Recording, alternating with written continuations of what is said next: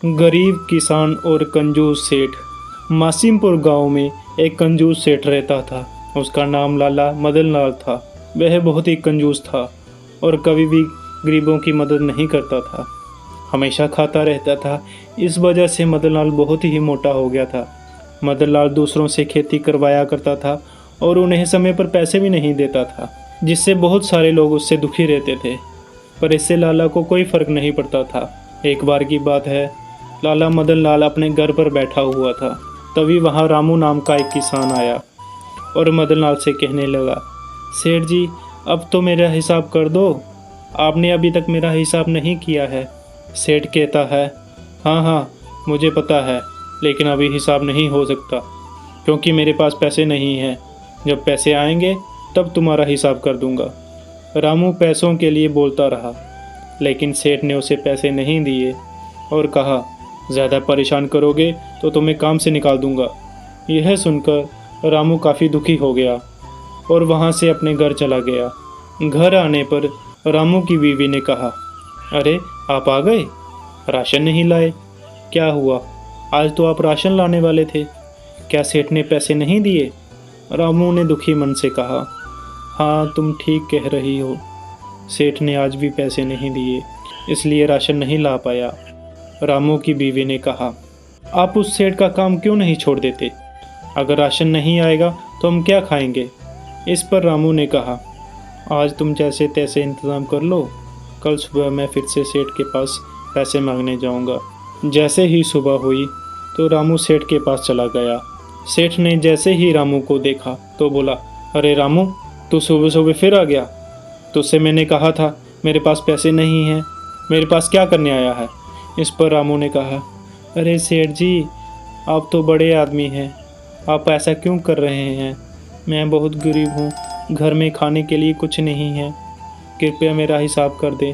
सेठ कहने लगा, अरे रामू, तुम्हें तो पता है इस बार कितना नुकसान हुआ है, इसलिए तुम्हारा हिसाब नहीं कर पाया। चल अच्छा ठीक है, ये 100 रुपया रख ले, इससे काम चला, बाकी हिसाब तुम्हारा बाद में कर दूंगा। रामू वह 100 रुपया लेकर वहाँ से चला गया और सोचने लगा, कम से कम 100 रुपया तो मिला, इस कंजूस सेठ से तो 100 रुपया मिलना भी मुश्किल था। दूसरे दिन एक केले वाला केले बेचने आया तो सेठ ने उससे 25 रुपये दर्जन केले ले लिए, जबकि केलों का मूल्य 50 रुपये दर्जन था। केले वाला भी बहुत चालाक निकला, उसने सेठ को आधे कच्चे और आधे पक्के केले दे दिए और जल्दी से वहाँ से निकल गया। जब सेठ केले खाने लगा तो वह कच्चे निकले।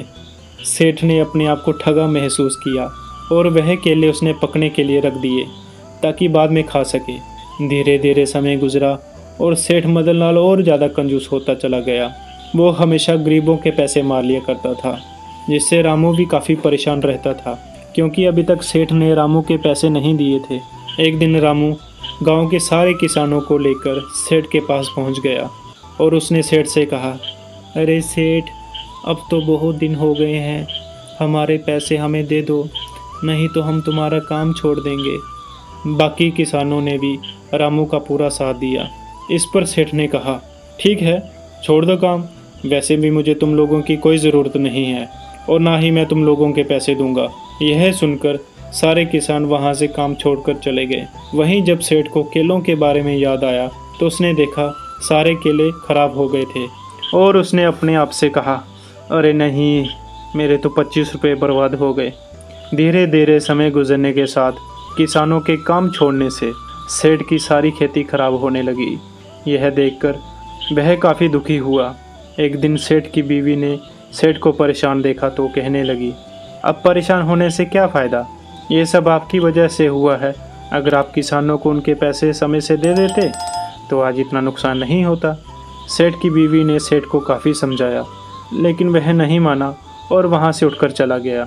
धीरे धीरे और समय गुजरा और सेठ को और ज़्यादा नुकसान होने लगा। यह देखकर सेठ काफ़ी दुखी हुआ और उसने फैसला किया कि वह दूसरे गांव से किसानों को बुलाएगा। उसने उन किसानों से आधे दाम पर काम करवाया, लेकिन वह किसान आधे दिन ही काम करते थे और सारे पैसे लेकर चले जाते थे। यह देखकर सेठ और परेशान हुआ क्योंकि उसकी खेती खराब हो रही थी। एक दिन वहाँ रामू आया और सेठ से कहने लगा, अरे सेठ, मैंने सुना है तुमने दूसरे गांव से काम करने के लिए किसानों को बुलाया है। क्या वे फ्री में काम करते हैं? तुम्हारी फसल भी खराब हो रही है। ये सब तुम्हारी कंजूसी की वजह से हो रहा है।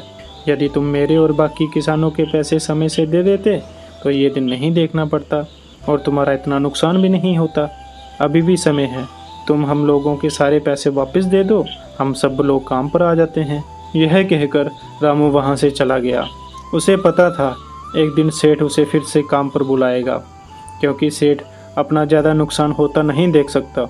कुछ समय बाद सेठ ने सारे किसानों तथा रामू को बुलाया। उसने उनसे माफ़ी भी मांगी, सारे पैसे भी दे दिए और कहने लगा, तुम सब लोग काम पर आ जाओ। तुम सब लोगों को मैं पैसे भी पहले दे दिया करूँगा, बस तुम लोग काम पर लग जाओ और मेरी खेती को बचा लो, वरना मुझे बहुत नुकसान उठाना पड़ेगा। यह सुनकर सारे किसान बहुत खुश हुए और रामू कहने लगा, सेठ जी आप चिंता ना करें, आप सिर्फ हमें समय पर पैसे दे दिया करो। अब सभी किसान मन लगाकर सेठ के खेतों में काम कर रहे थे, जिससे सेठ का सारा काम हो गया और कोई नुकसान भी नहीं हुआ। सेठ ने सभी को समय पर पैसे दे दिए और किसान भी बहुत खुश हुए। अब सेठ समझ चुका था कि कंजूसी करके कुछ नहीं होता। अगर वह और कंजूसी करता तो वह बर्बाद हो जाता। और सेठ ने रामू से भी माफ़ी मांगी और कहा, अगर मैंने तुम्हारी बात पहले मान ली होती तो मुझे इतना नुकसान नहीं उठाना पड़ता। ये सब मेरी कंजूसी की वजह से हुआ है। आज के बाद मैं कभी कंजूसी नहीं करूँगा। यह सुनकर रामू भी बहुत खुश हुआ और वहाँ से चला गया। अब सेठ भी बहुत खुश था, क्योंकि उसका सारा काम समय पर हो जाता था।